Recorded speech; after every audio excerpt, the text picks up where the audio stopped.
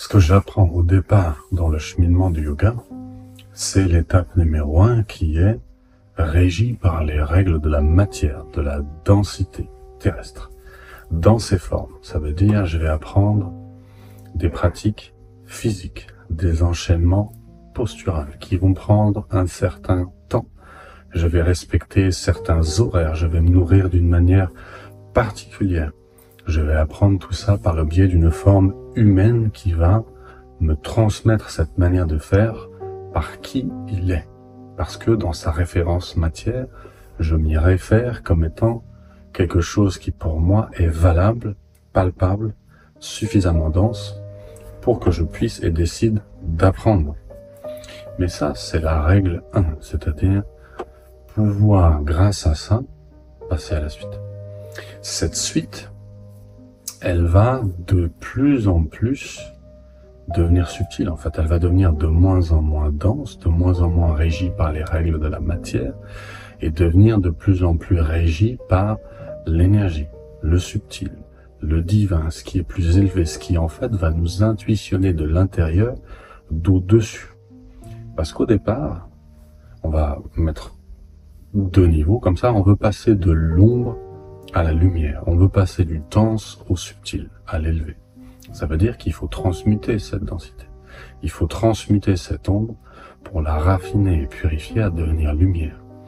Donc au départ, quand je vais essayer de m'élever, en même temps que je m'élève, je vais soulever. Ça veut dire qu'il y a des moments où je vais pratiquer et ça va me faire passer par des phases intérieures qui sont très fortes, par des souffrances intérieures qui peuvent être très fortes. Et tout ça, ça va avoir sa place dans les états intérieurs que je vais vivre parce que je m'élève justement. En fait, c'est bon signe.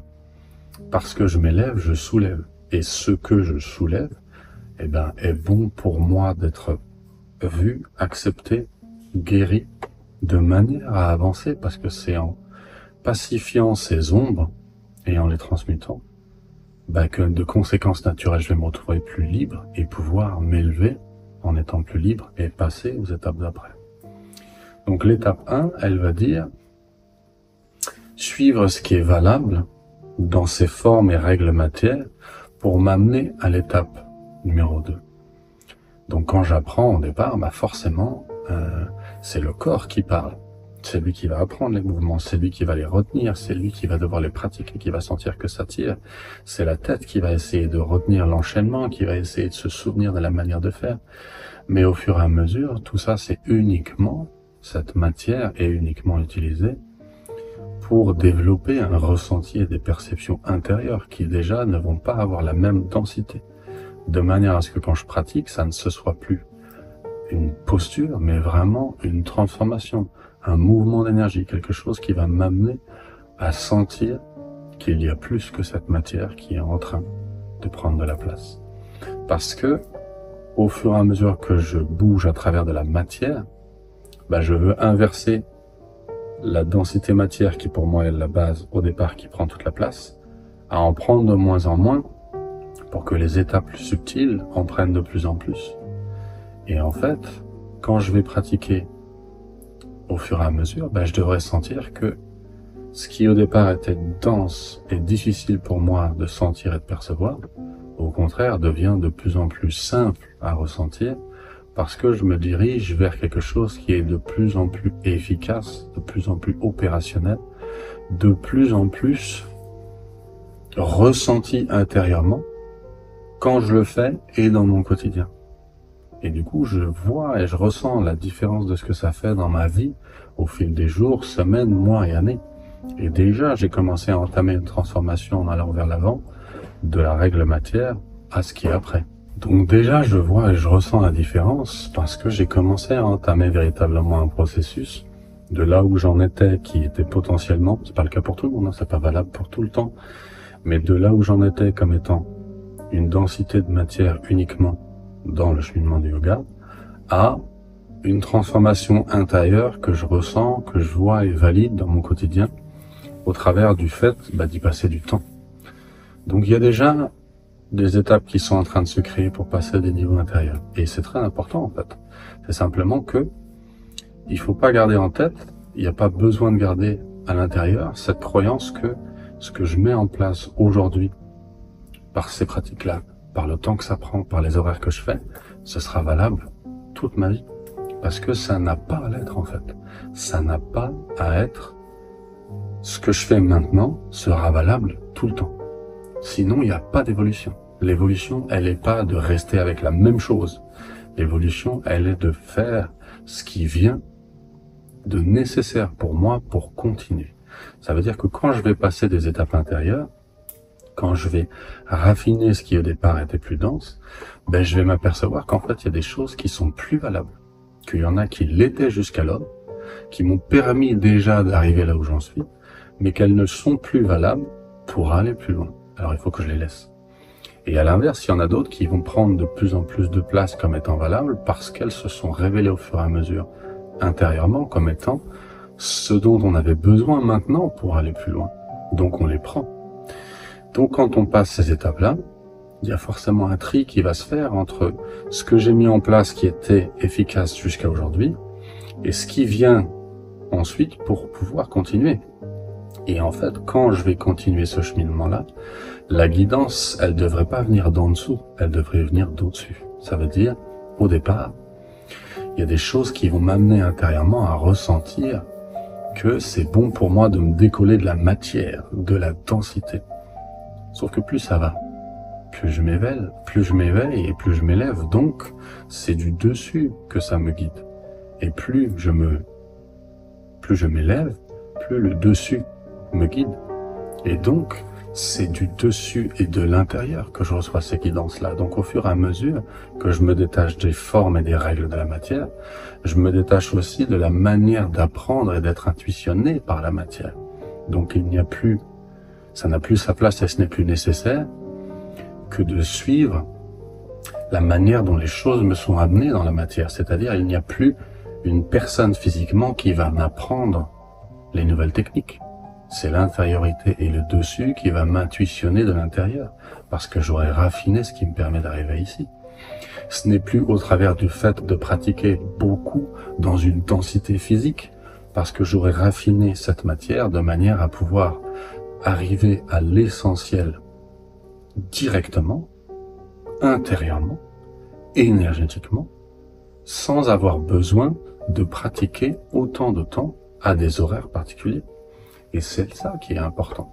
C'est qu'à un moment donné, ce cheminement nous amène à une continuité et à une subtilité. Et cette subtilité, quand on continue le cheminement, elle a sa place quant au fait qu'on arrive directement, en moins de temps, à faire plus efficace. Ça veut dire qu'au départ, il me fallait 1 heure, 2 heures, 4 heures, 5 heures par jour de pratique pour faire des états particuliers qui me décollaient, des intériorités qui en même temps soulevaient des souffrances et qui étaient difficiles à gérer mais qui me donnaient un cadre. C'était valable dans la règle matière. L'étape d'aujourd'hui, c'est je peux faire en 10 minutes ce que je faisais en 2 heures. Je peux faire en 30 minutes ce que je faisais en 4 heures. Et je n'ai besoin d'aucun mouvement physique aussi dense par le biais de pratique, parce que j'arrive à énergétiquement, directement, allier les énergies, les toucher et les impacter dans mon système, de manière à faire évoluer et changer mon système énergétique et ma conscience. Donc, au fur et à mesure que j'avance, j'arrive à aller à l'essentiel.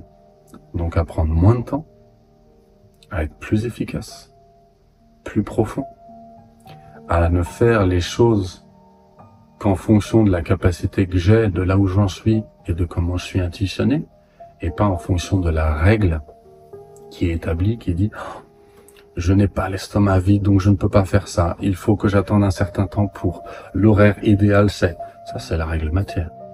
L'intériorité et la continuité de ça, c'est pouvoir faire dans n'importe quelle condition d'estomac, pouvoir faire à n'importe quel horaire, pouvoir faire seul ou accompagné, pouvoir faire les yeux ouverts ou les yeux fermés, pouvoir faire dans la nature ou au milieu de la ville, absolument tout le temps, partout. Par le simple fait intérieurement d'avoir acquis ces capacités qui disent « je connais et je sais impacter mon système et ma conscience Et puisque je suis là tout le temps, je peux y accéder tout le temps. Et je n'ai pas besoin de suivre les règles matières telles qu'elles étaient, car elles étaient valables pour l'étape 1 qui m'a amené à la suite.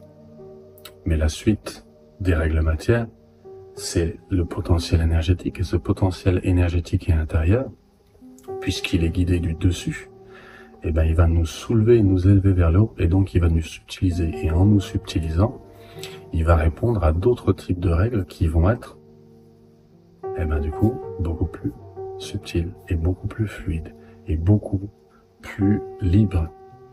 Parce qu'il n'y a plus besoin d'être dans une condition d'estomac particulière pour impacter mon système énergétique de manière à ce que j'évolue. Il n'y a plus besoin d'attendre un certain horaire pour sentir la résonance de la vie qui pousse à un certain moment et à un autre, c'est beaucoup moins idéal. La vie, elle est là tout le temps maintenant. Elle a toujours été là, mais moi, là où j'en étais, j'avais besoin de me relier à certaines choses pour le ressentir encore plus. Mais aujourd'hui, je le sens tout le temps. Donc il n'y a pas besoin de ça. C'était nécessaire, mais ça ne l'est plus. C'est toujours bien, mais ça n'a pas besoin d'être une règle. Donc à partir de là, intérieurement, mon évolution a changé. Et parce que mon cheminement a changé, ma manière de pratiquer a évolué. Mais elle n'a pu évoluer qu'en acceptant de comprendre que j'avais passé des étapes qui m'amenaient à devoir remettre en question ce qu'il fallait que je garde de ces étapes pour aller plus loin. Et le problème, c'est qu'il y a énormément de personnes qui vont rester dans ces étapes de base parce que ils sont persuadés que ces étapes sont censées être ce qui va être resté toute la vie. Mais peut-être que pour le moment, c'est valable de les garder parce que c'est ce que la personne a besoin encore de continuer. Mais ça va pas être le cas quand intérieurement, il y aura suffisamment d'ombre qui aura été transmutée vers la lumière. Quand j'ai allégé le potentiel d'ombre et la densité qui est en dessous, intérieur, ben c'est naturel en fait d'être plus libre. C'est naturel d'avoir moins de souffrance. C'est naturel de se sentir moins dense. Donc, parce qu'on est moins dense, la vie a de plus en plus de place de venir. Et parce qu'elle a de plus en plus de place, je me laisse de plus en plus investir. Et en me laissant investir de l'intérieur, eh bien, je reçois de l'intérieur et de ce qui est déjà plus élevé, plus raffiné, plus subtil, ce qui m'est nécessaire pour aller plus loin. Et donc, j'ai quitté la règle matière, j'ai quitté la forme qui disait qu'il me fallait un humain qui transmette quelque chose, des postures physiques avec certains horaires et certains enchaînements, et je suis arrivé là où je n'ai besoin que d'être à l'écoute intérieure de la vie qui est là en permanence parce que j'y suis. Et du coup, de l'intériorité, je suis guidé. Et donc, de la dimension du maître, je passe à la dimension de l'être. Parce que le cheminement du yoga n'est pas censé nous amener à faire pour être. C'est grâce au fait d'avoir pratiqué, d'avoir raffiné, que c'est naturel d'être. Donc je ne reste pas dans la dimension du maître, je me dirige vers ce qu'il pointe, qui est l'être.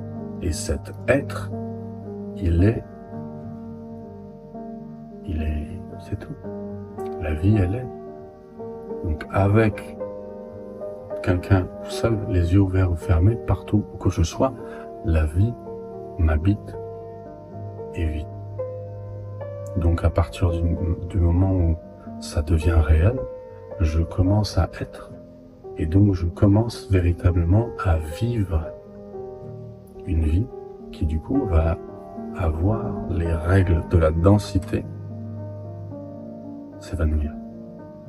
Parce que de plus en plus, même sans toutes ces règles et toutes ces densités, j'ai la capacité d'être et donc d'incarner. Et donc, naturellement, de me diriger de plus en plus vers être. Donc ça change tout. Donc c'est important que ces étapes, ce soit une évolution. C'est important que ce soit au moment le plus opportun du pratiquant ou en tout cas de la personne. Parce que essayer de brûler des étapes, ça ne peut pas se faire. Il n'y a que le moment le plus opportun qui permettra d'aller à celui d'après. Parce que quand on dit « Ah bah tu verras, les étapes sont plus subtiles, elles sont moins denses, elles prennent moins de points, elles sont plus efficaces », quelqu'un qui n'est pas dans ce moment opportun va juste dire « Trop bien, moi aussi je pratique moins, moi aussi je fais moins, moi aussi je vis d'énergie et de prana », mais intérieurement t'en es pas là. Tu l'as entendu, mais tu ne le vis pas. Et donc, tu ne pourras pas passer aux étapes d'après parce que ce n'est pas vivant. C'est intellectuel. Parce que pour le moment, peut-être que ce qu'il te faut, c'est cette matière et densité qui va être valable pour t'amener à l'étape d'après. Et cette matière et densité, elle ne veut pas dire qu'il faut pratiquer beaucoup pendant beaucoup de temps. Elle veut dire que ce qui est vrai pour toi, là où tu en es, c'est ce qu'il faut que tu suives. Et qu'en fonction de ce dont tu as besoin, c'est ce que tu suis. Mais tu ne le rigidifies pas comme étant « ce sera tout le temps comme ça ». Tu en fais un processus libre qui te donne la possibilité, quand le moment est bon, de passer à la suite. Et passer à la suite, ça va être révélé en conséquence naturelle de l'évolution que tu as fait intérieurement. Et cette étape d'après, peut-être qu'elle va t'être amenée de plus en plus par des formes, par des synchronicités, par des personnes, et encore, de plus en plus par l'énergie, l'intériorité, le ressenti, les messages intérieurs, les guidances, comment on appelle ça, les manières qui sont les tiennes, et elles n'auront rien à voir avec les règles de la matière. Et ce sera quand même à écouter, ce sera quand même à suivre, et tu valideras à quel point c'était véritablement ce qui était pour toi à suivre et les étapes d'après, par le fait d'acter, par le fait que ce qui t'est montré, ce que tu ressens, tu actes, et en actant, tu vas valider à quel point c'était vrai, et à quel point c'est effectivement ce qu'il faut que tu écoutes, et justement, que tu suives. Et donc, parce qu'au départ, tu découvres ce qui est nouveau comme le nouveau terrain, et que tu es un peu balbutiant et que tu hésites, bah tu agis dessus et tu valides. Ouais. Au fur et à mesure que tu valides et que tu agis dessus, tu vas trouver de plus en plus de résonance, parce que tu y réponds, et parce que tu y réponds, la vie va pouvoir t'amener de plus en plus. Et parce que ce qui t'est amené t'y répond, ben, il y a une rencontre, et à ce moment-là, ça se développe. Et quand ça se développe, et ben, ça devient naturel de suivre la manière dont ça t'est amené aujourd'hui, qui encore une fois va être valable pour le temps propice, de manière à encore une fois continuer ce cheminement-là. Mais quand tu vas déjà te décoller de toutes ces ombres, bah tu vas te relier par le dessus. Et quand tu te relies par le dessus, à ce moment-là, tu te relies à qui tu es et à ton intériorité propre. C'est comme si tu te relies à ton futur, à ton toi, qui t'intuitionne du futur pour t'amener à qui tu vas être. Donc on te montre ce qu'il va falloir faire, on te montre là où t'en es, on te montre ce que tu vas devenir, on te montre ce qui va t'amener plus loin, et tu agis dessus, et tu continues, et tu le suis, et en le suivant, tu le valides, et en le validant, tu lui donnes de la force, et en lui donnant de la force, tu te donnes de la force, et en te donnant de la force, tu te donnes de l'espace, et en te donnant de l'espace, tu en ouvres de manière à recevoir plus, et en recevant plus, tu peux agir plus, tu peux continuer plus, et tu peux ouvrir de plus en plus tes perceptions, et devenir plus que ce que tu étais au départ, comme densité, matière. Et tu deviens de l'individualité matière identifiée de plus en plus large, de plus en plus vivant, de plus en plus vie, de plus en plus vibrant. Et ça n'a plus à voir avec le fait de faire les mêmes choses dans la matière. C'est la même raison qui explique pourquoi les maîtres, les gourous, les saints, tout ce que vous voulez, ne pratiquent plus physiquement ce qu'ils enseignent. Les maîtres ne pratiquent plus physiquement les postures qu'ils ont enseignées au départ, parce qu'ils ont affiné leur cheminement de manière à ce qu'ils arrivent à la quintessence directement, parce que c'est ce qu'ils sont devenus. Donc ils n'ont plus besoin de pratiquer cette même matière. Ils sont devenus cette vie. Ils sont devenus ce vivant-là. Et, en fonction de qui en est où, ils vont transmettre ce qui lui est nécessaire. Et ce qui est nécessaire pour lui, ce sera peut-être de pratiquer d'une manière particulière via des postures. Pour lui, ce sera du pranayama. Pour lui, ce sera de l'énergie. Pour lui, ce sera de la visualisation. Pour lui, ce sera de la méditation. Pour lui, ce sera... Et ça va se faire en fonction de l'intériorité de chacun, c'est-à-dire de là où intérieurement chacun en est. Et c'est ce qui va être valable au moment T, jusqu'à ce qu'intérieurement, à nouveau, se révèlent les étapes d'après. Et quand elles vont se révéler, elles vont forcément se révéler de moins en moins physiques et denses, parce que on veut passer de la dimension du maître à celle de l'être. Et la dimension de l'être, c'est celle qui vit. C'est ça. C'est simple comme ça. Mais c'est un cheminement très dur. C'est un cheminement extrêmement complexe. C'est un cheminement, de mon côté, mais de souffrance forte. Parce qu'il y a une accroche réelle de toutes ces ombres qui a du mal à se raffiner, à se subtiliser. Et c'est une nage hors d'une marée de pétrole noir difficile. Mais, si le travail est fait, du coup, on passe de la terre noire au ciel bleu. Et on fait le cheminement entre les deux. Et quand le cheminement entre les deux est créé, on peut passer dans les deux. Et ça fait partie du même monde. Et on sait que du coup, on s'arrête pas là quoi qu'il arrive.